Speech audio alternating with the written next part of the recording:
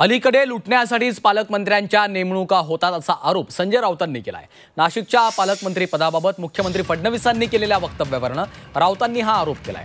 पालकमंत्री येतात आणि जातात, पालकमंत्री पदा वाचून काही अडलंय का असं फडणवीसांनी म्हटलं होतं। त्यावर पालकमंत्री काय दिवे लावतात असा सवाल संजय राऊतांनी केलाय। महत्त्वाचं आहे पालकमंत्र्याचा आणि त्याचा काय संबंध येतो। अमृत स्नान हे लाखो वर्षापासून चाललेलं आहे। पालकमंत्री जातात, येतात, राहतात, काही अडलंय का? त्यामुळे काही काळजी करू नका। कुंभमंत्री आहेत, ते सगळं करतील।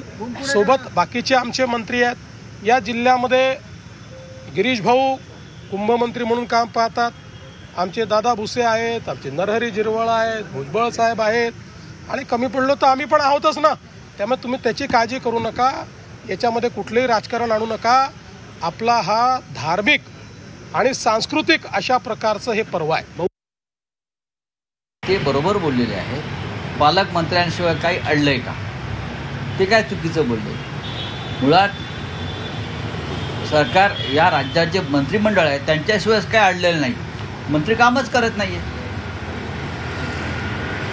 मुख्यमंत्री नसले तरी पण राज्य चालतंय। पण नाशिकवर काढलंय का?